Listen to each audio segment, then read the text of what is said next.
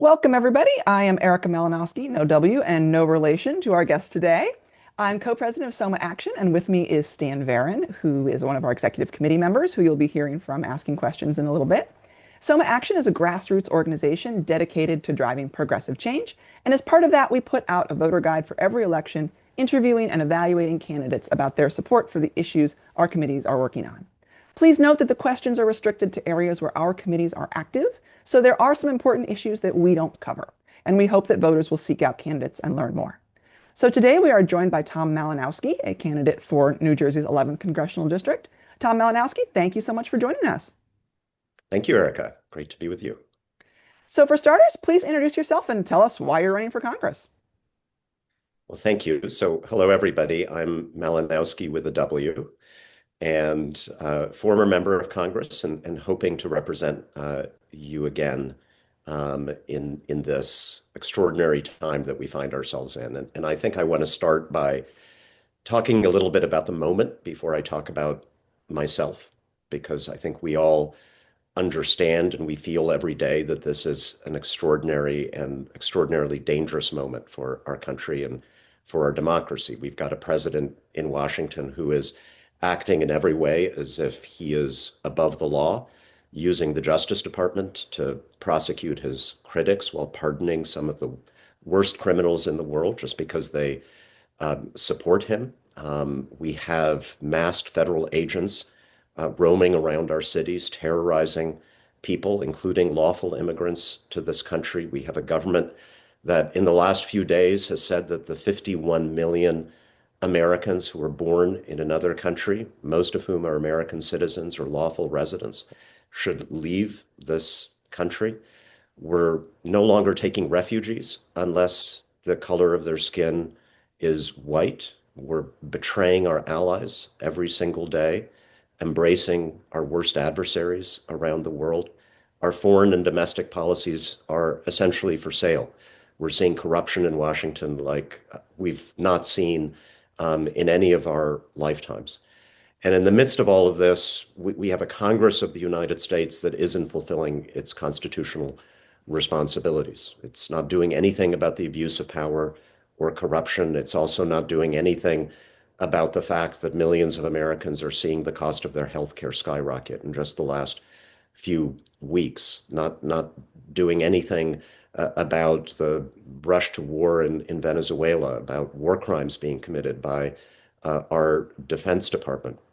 And so the basic answer to the question of why I'm running for Congress is that I would like there to be a Congress again. I would like there to be a co-equal branch of our government in Washington that takes its responsibilities under the Constitution seriously, working to build a better and more equitable economy for the American people, working to defend our democracy, working to address new challenges that neither the executive nor the legislative branch right now is paying any attention to, including such things as the regulation of artificial intelligence, and making sure that big tech companies, social media companies, take care of our kids and don't undermine our democracy. Now, there are a lot of candidates who are running, obviously, a lot of great candidates, great Democrats who are running in this primary.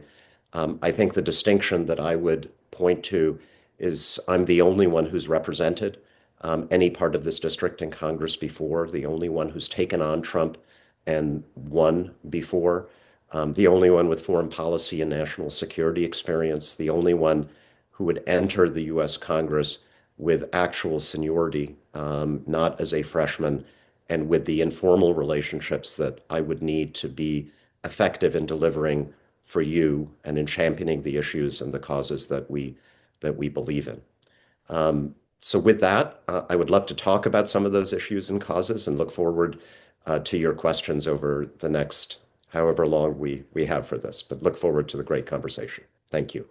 Thank you, and I'm going to pass it over to Stan to start off with our intro questions. Hi, I can't figure out how to look at the questions in the screen, but I'm looking at the questions. Okay. You're running to be one of 435 voting members of one House of Congress. That's power, but it's limited. Realistically, What will you have the power to do as a U.S. representative, and what won't you have the power to do? And secondly, what skills does a congressperson need to be effective, and how have you demonstrated those skills? Let's go ahead and Yes. do part A first and then part B. Okay, It's okay. this may be easier for you having been a congressman. Yeah, well, so I think the bottom line, and I'll come back to this whenever appropriate, is that you can judge me not just by my rhetoric and my promises, but my record and my results. I've represented parts of Essex County in Congress before, and importantly, I was there during the first Trump term. Um, in addition to the first 2 years of the Biden administration when we got so much effectively done for the American people. You're absolutely right. One member of Congress can't single-handedly do anything, even after 30 or 40 years in the body, and even if you're a committee chair or the Speaker of the House. Um, but I think I was seen as a very effective member of Congress, even in my freshman and sophomore terms. I partly because I was willing to stick my neck out and be a leader. I was the first Democrat in Congress representing a swing district to call for Donald Trump's impeachment during the Ukraine scandal. I was the only member of Congress actually since Trump was first elected in 2016 to get a resolution of condemnation of the president through the House of Representatives, as I did when he attacked immigrant members of Congress in a very brutal way in 2020, and I led a bipartisan resolution that actually passed condemning him. And even while taking on those very big issues, I was able to deliver for New Jersey on the day-to-day kitchen table stuff that my constituents cared about. I got myself onto the Transportation Committee specifically to work on the Portal Bridge and funding for the Gateway Tunnel. And between my work on that and work with a bipartisan group of House members during the infrastructure bill debate, I was able to get funding for both Gateway and the Portal Bridge through. Not single-handedly. Nobody does anything single-handedly, but just by having a strong voice and good relationships and influence. And again, I would be entering with those relationships, with that influence, and with some of my legal seniority intact. And so I do think I can objectively say that in this crowded Democratic field, I'm the only one who, on day one, could claim to operate effectively in defense of the causes we believe in and the interests of my constituents in the 11th District. Okay, thanks. Often in politics, donors, political bosses, and other people with power will try to persuade you to prioritize their interests over those of your constituents. This could be by making you dependent on their money, having control over your career, or simply building relationships that make it hard to say no to your friends. What have you done or will you do to keep yourself free of these entanglements and protect against them unduly unduly impacting your judgment? Yeah, very good question and very good point. And that's why, from my very first campaign in Congress, I have pledged and kept the pledge to not accept any corporate PAC contributions. I was in a minority of members of the Democratic caucus in the House of Representatives to make and keep that pledge.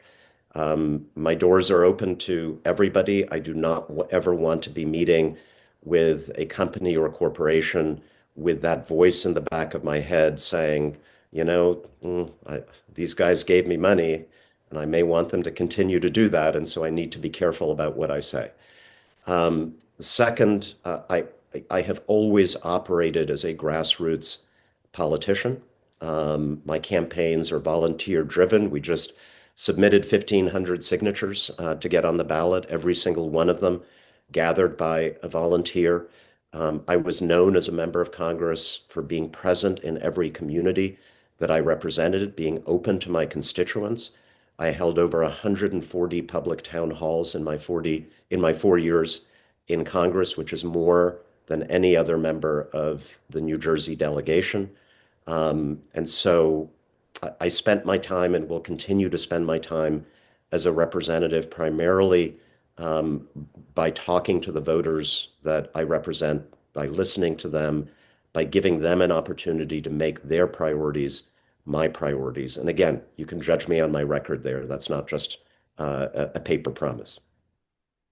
Thanks. No one is perfect, but we are looking for leaders who create a culture that holds themselves and those around them to high standards of responsible and ethical public service. For any leadership position you've held, could you think back to times when you realized, oh, there's a risk here that me or my staff or I might be tempted to abuse power or behave unethically? What measures did you put in place to prevent that from happening? Or if someone did slip up, what did you do to correct it as quickly as possible and make sure it never happened again? Yeah. Um, well, I hope you believe me when I say I've never been tempted to abuse office. And honestly, Washington gets a bad name. Most of the people I served with in Congress, I think were decent people who were there for the right reasons. And I think we need to remind our constituents of that because this notion that every politician is corrupt, that Washington is a hopelessly compromised place, plays very much into Trump's hands because it enables him to say to his people, I'm no different from anybody else. Um, the whole system is corrupt, and I'm gonna smash it for you. I'm gonna smash it to pieces. And I think as Democrats, we need to guard against that kind of thinking. In my own career, I already mentioned the no corporate PAC contribution. Um, I ran my office in the most transparent possible way. Our schedules were public and will be again, so you will know exactly what I'm doing and who I'm meeting. In terms of slipping up, I acknowledged when I was a member of Congress, I was one of several dozen members, this is no excuse, who screwed up some of my financial disclosures. I not only immediately corrected that, I became one of less than 10 members of the House or Senate to put all of my life savings into a blind trust approved by the House Ethics Committee. And of course, I have supported every piece of legislation and will continue to support every piece of legislation to enforce, to ensure the highest ethical standards for members of both the legislative and executive branches. And we can go into more detail on that if you like, but that again is not just a promise, but something that my record shows that I have done. Thank you. Erica,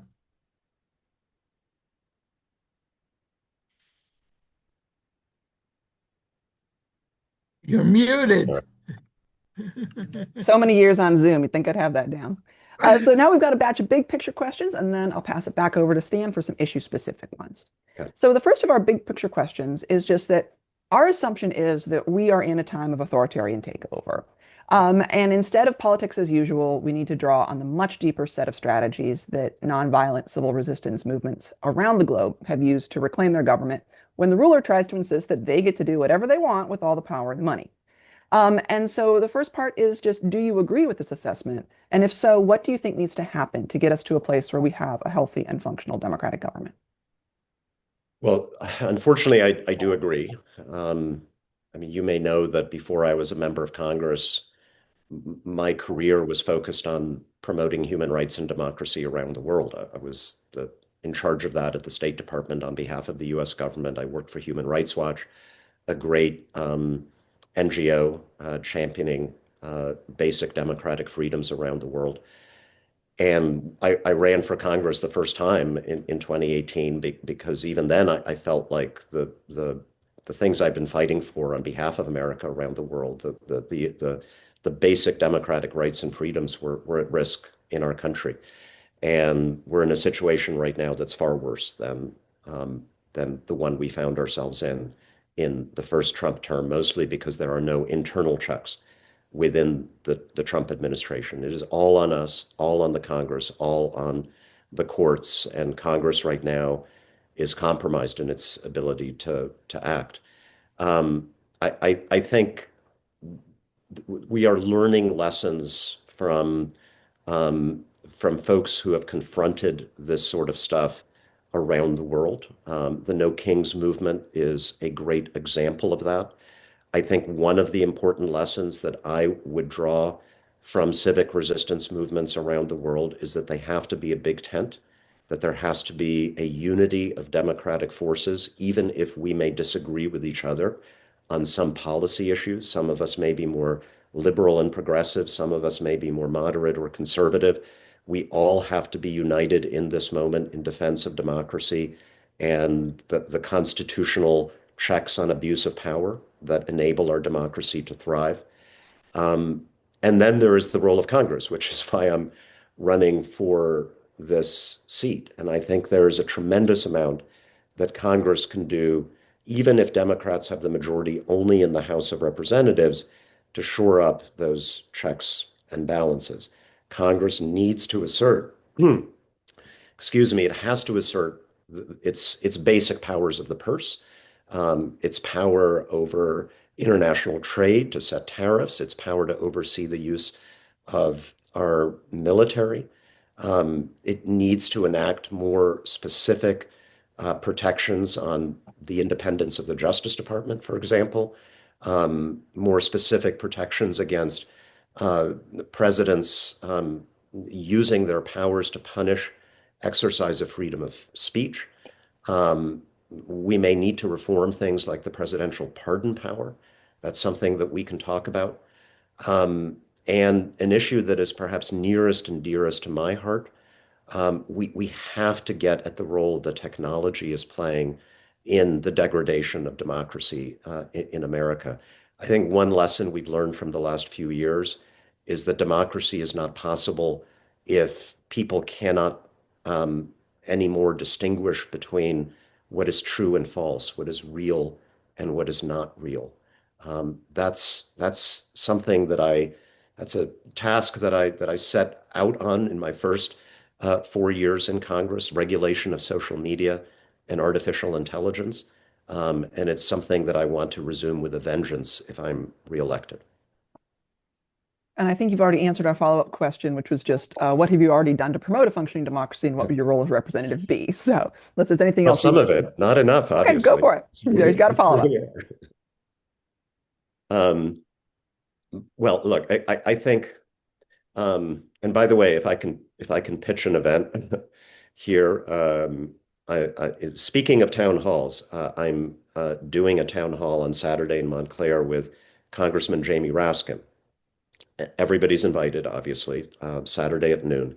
But I mention it because Jamie was one of my main partners when I was in Congress in figuring out how to address these structural issues of defense of our democracy. And so what we're going to do in this town hall is to talk about what can be done starting now, even when Democrats are in the minority, um, more hopefully when we are in the majority, and I'm pretty confident we will get that majority back a year from now, and even beginning to talk about a Project 2029, quote unquote, effort, assuming we win back the presidency.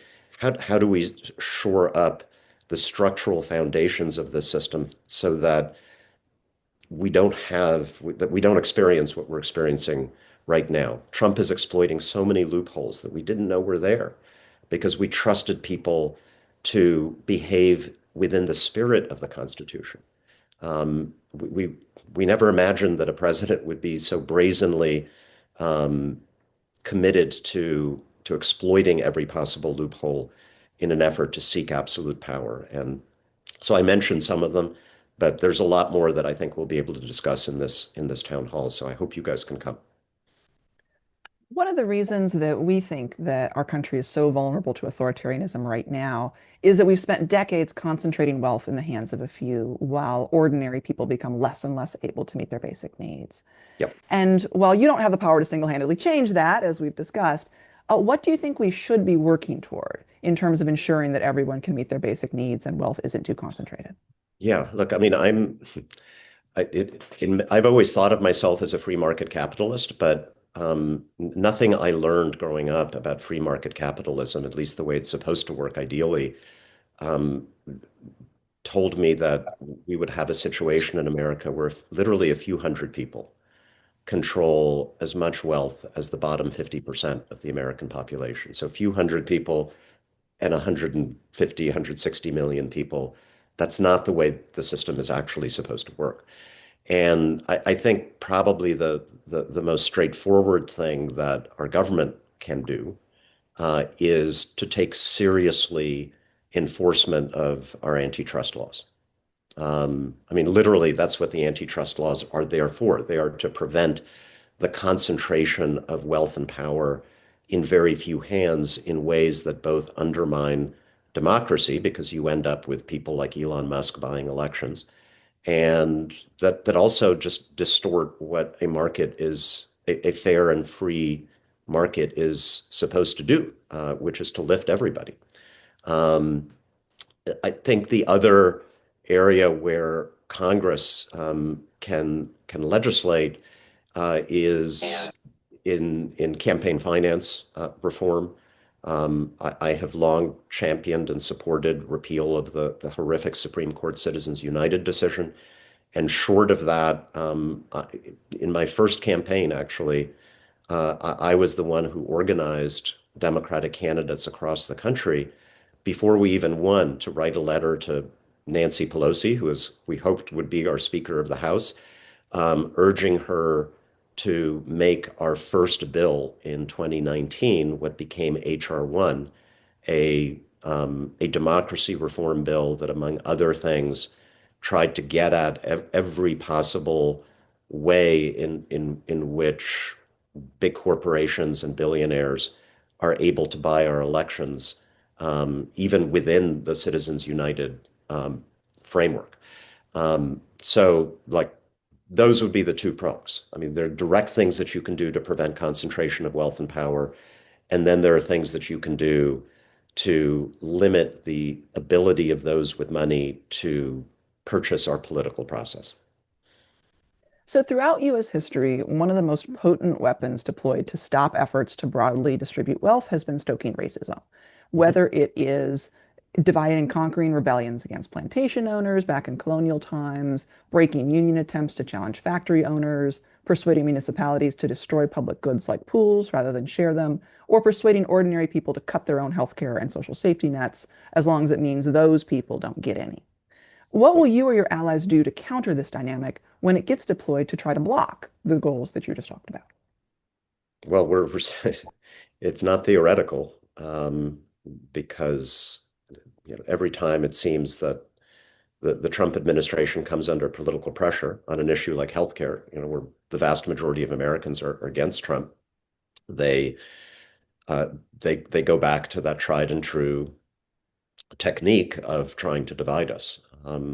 We're seeing um, a, a vicious war right now being waged on immigrants to this country, sometimes in the guise um, of going after undocumented immigrants, but in fact, um, without question, what this is an effort to divide native-born Americans and white Americans from everybody else.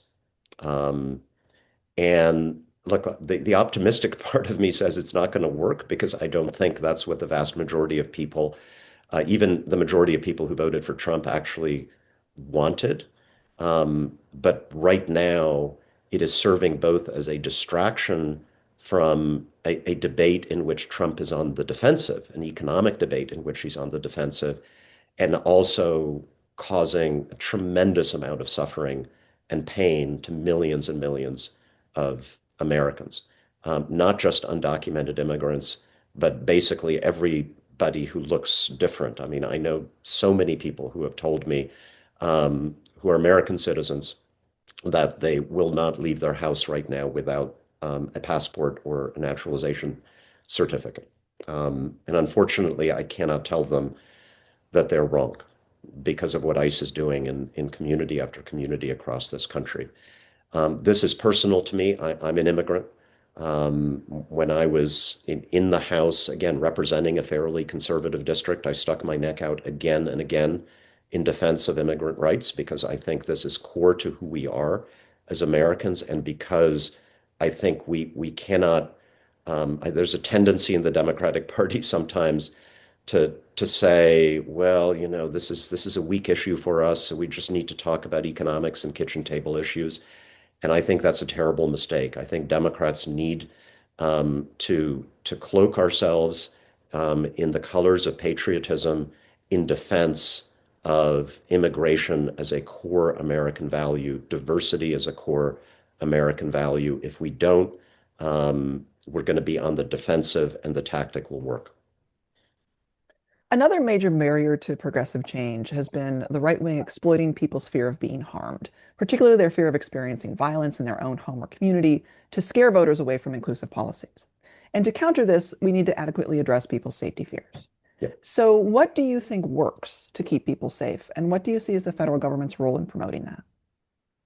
Uh, so first of all, let me just embrace the premise of your question, Erica. Like I have always believed, this is like a general philosophical belief, that progressive policies are only possible when people feel broadly secure.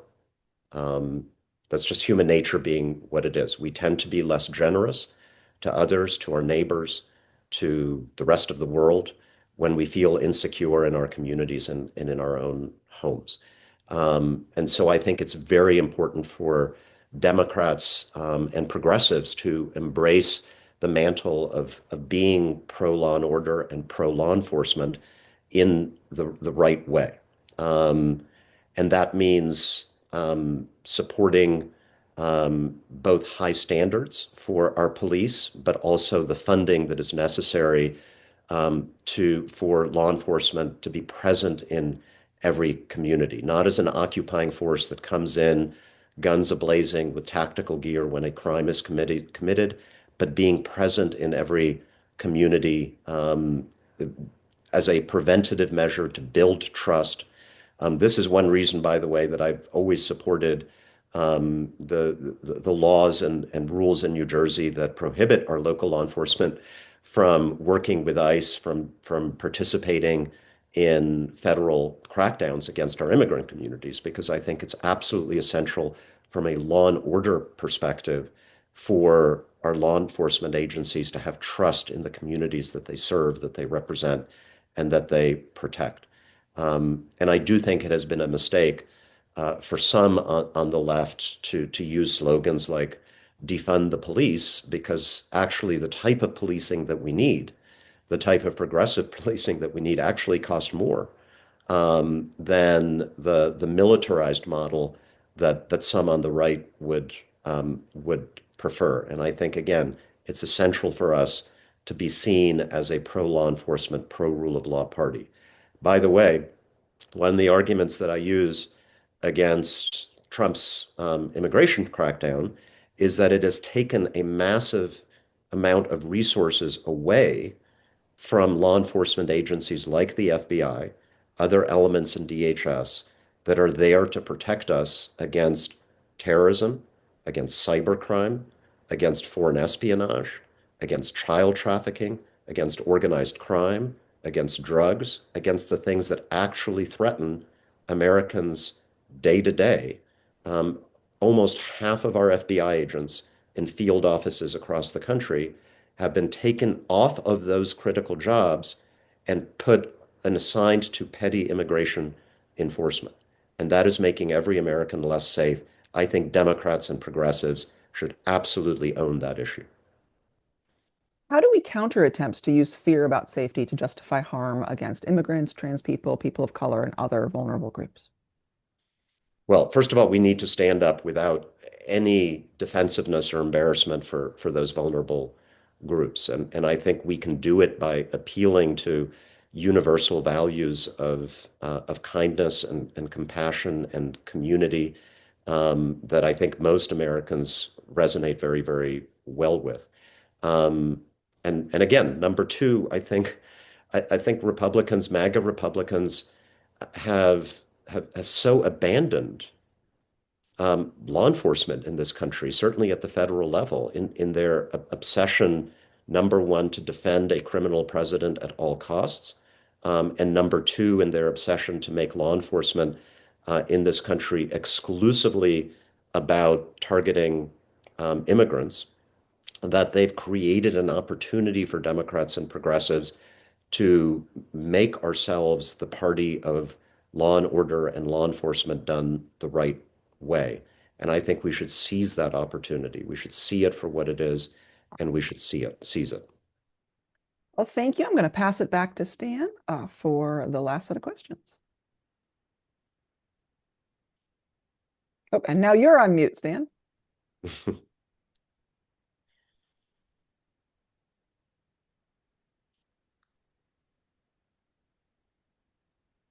Wow. Okay.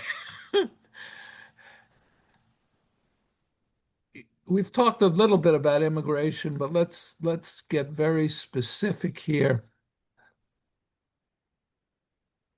Can you tell us about times when you have supported immigrants even when doing so was risky? Well, sure. I told you about the resolution, or I told you briefly about the resolution I got passed in the House. So what happened, as you may recall, was President Trump got into a fight with the members of, the so-called squad in the House of Representatives, AOC and Ilhan Omar and Rashida, and he tweeted out that they should go back to their countries, which was not only offensive and racist, but three of the four of them were born in the United States of America. And A, well, I was totally offended by that, and B, I felt like, hey, I'm an actual immigrant here, and he's not targeting me. I wonder why, pretty obvious. And so I felt like, you know what, I should be the one to stand up here, even though I represented a district where, the political consultants would say you should not be outspoken about immigration. And so I drafted a resolution, and the words of the resolution were deliberately drawn almost verbatim from a speech that Ronald Reagan gave in his final days in the White House, which y'all may have read. It was one of the most moving, amazingly, and eloquent tributes to the role that immigrants and refugees in particular play in making America stronger. Um, and I took it to the House floor and got it passed. And it not only was a resolution that defended the rights of immigrants, it specifically condemned Donald Trump and his comments. The only time Congress, either House of Congress, has voted to condemn or censure anything he has done, other than the impeachment vote since 2017. So that's one time. When Biden was president, I also was one of the leaders in the effort during the withdrawal from Afghanistan to bring as many Afghan refugees to this country as possible in that terrible 3-week period when we were evacuating people from Kabul. And that required me to pick some fights with the Democratic administration because I didn't think they were moving fast enough to bring out people who had served with Americans, who had bought our message of democracy and freedom, women's rights activists, human rights activists, who would be endangered by the Taliban. I basically worked 24/7. We ran our own operation to get people through checkpoints, to get people flights, to get people to this country. And then for over a year after that, I worked to ensure that those folks would actually be able to get visas.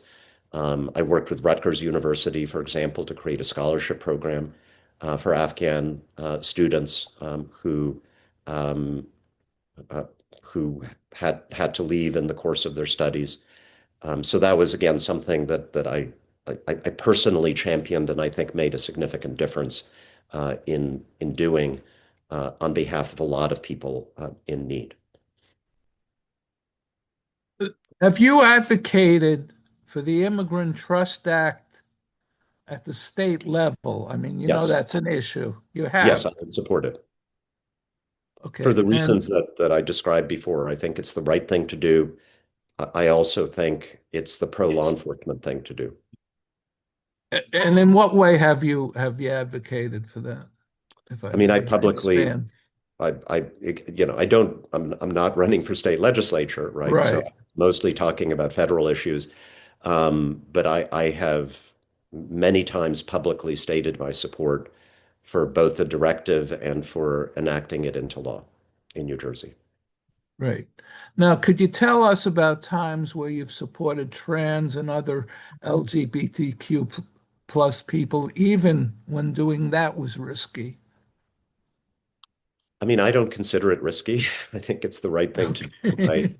I was an original sponsor of the Equality Act in the House of Representatives, which is the most comprehensive piece of legislation we've ever considered, and we did pass in the House to defend the rights of LGBTQ Americans, including specifically trans rights.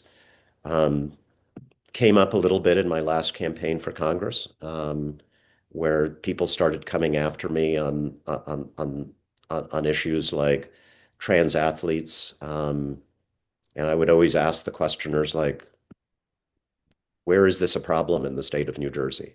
Um, can you give me one example where um, you feel like there's enough of a problem in some local school district that the federal police needs to come in and settle it?" And they could never answer that question. Um, so again, I think going back to Erica's question about this political tactic of trying to divide people um, to as a distraction from talking about economic issues on which the MAGA movement is on the defensive. I think this is a very, very good example. Could you give us examples of when you have prioritized climate action, even though there were competing priorities? I've never recognized a competing priority to saving the planet. I don't know. Like, can you think of anything more important than that? Um, I um, I talked about this constantly when I was running in my first two elections, and particularly the last one, because we had experienced in New Jersey the effects of Hurricane Ida. In fact, I personally did. Speaking to more conservative audiences, I would say this agenda is about protecting our basements from being flooded in New Jersey, in storms that never used to happen, but now happen every 3 or 4 or 5 years. It's a personal security issue. It's the fact that most of us have seen massive increases in our homeowners insurance premiums. It's an affordability issue. There's a climate tax that every single American homeowner is paying right now because of the damage that extreme weather is doing to our country. Um, so in Congress, I was a proud champion of the Inflation Reduction Act, which was in fact a climate bill, the most successful and comprehensive one we've ever passed.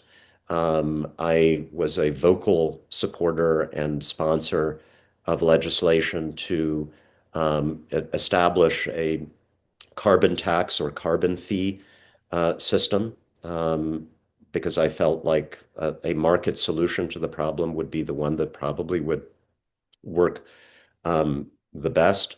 I led Democrats in a debate on the House floor against a Republican resolution to pull us out of the Paris Climate Accords, and had a great time doing it. So, very important and personal issue to me, and I never once felt any compunctions, politically or otherwise, about being way out in front.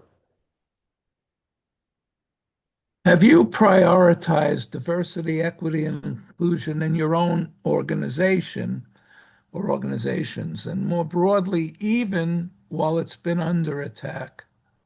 I've always believed that a diverse workplace is a stronger workplace. I've always felt like in my own and organizations that I have led, including my congressional office, that I would benefit from having folks from a wide array of backgrounds, um, not just racial and ethnic, but also economic. Um, and so, to the extent that I could, I always made an effort to do that. And my answer to critics of diversity, equity, and inclusion is, do we want uniformity, inequity, and exclusion? Like what are you talking about? We can talk about how it's implemented. Corporate DEI programs sometimes became too bureaucratic um, and I think lost the sort of spirit and essence of what they were supposed to be about. But the basic principle is one I have no trouble defending, and I'm troubled, in fact, by the viciousness of the assault on it. We're now at a point where, anytime Republicans talk about DEI, what they mean is just like the existence of people of color in a workplace or in this country, where the mere existence of somebody in such a workplace means that they are like the product of DEI, which is incredibly disturbing to me. What do you support doing? What do you support doing specifically to make healthcare accessible and affordable for everyone, including vaccines, contraception, abortion care, and gender-affirming care? Yeah. Well, first of all those things should be covered by insurance, and that should be required. I believe healthcare is a human right and that access should be guaranteed. I've always felt, practically speaking, the best way to do that would be to give every American the freedom to buy into a public health insurance option like Medicaid or Medicare. That's the legislation that I sponsored and championed when I was in Congress. I also do think, and that, by the way, I think that's easy to say, and we should all be willing to say that. I think the harder question that we're going to have to face is, why is healthcare, the underlying cost of healthcare, so high in America? That's more than just an access question. Why is it that we are spending now about 18% of our national wealth on healthcare, when most advanced countries spend less than half of that to get essentially the same healthcare outcomes? That is not sustainable. That's a situation in which no middle class person in America can afford healthcare without massive taxpayer subsidies, and that's going to bankrupt this country. And it's a very difficult challenge to take on, because if you think about it, we spend $6 trillion a year on healthcare. Let's say we could come up with a set of reforms to get that down to 4 or 5, which would still be very high. Somebody's making $1 to $2 trillion less, right? There are special interests that are making money off the system that will fight like hell to preserve it. But if we don't, and this is something I think there's at least some bipartisan understanding of, we're just not going to be able to sustain the system we have, and certainly not universal access to the system that we have. And so what is it going to take? I do think the public option helps because it creates more competition for insurance companies. I think we need to digitize our health records in America. It's ridiculous that we don't have like a simple digital health record that we can carry around on our phones to place. I think we need to get rid of a lot of the middlemen in the system. Um, I think it's past time that we did something about the PBMs and all of the other hidden middlemen that are adding to the costs that we as consumers and hospitals and doctors have to bear. I think we need to think about new ways of determining the price of various healthcare services, and that's a very complicated challenge. But what I'm bottom line is that the progressive principle that we all hold dear of universal access is not enough if the underlying cost continues to skyrocket to a point where no one can afford healthcare without massive subsidies. Okay, is there anything else you'd like to mention that we haven't covered? Well, I keep saying like the most important issue nobody talks about is technology, and you didn't ask me about it, so um, it begins for me with social media. Like, I'm sorry, we're not like unless we deal with the fact that that almost every piece of information Americans get every single day about what's happening in our country and the world is filtered through a social media machine that amplifies that which makes us afraid and anxious and hateful towards our neighbors, and that mutes everything that is serious and fact-based and nuanced.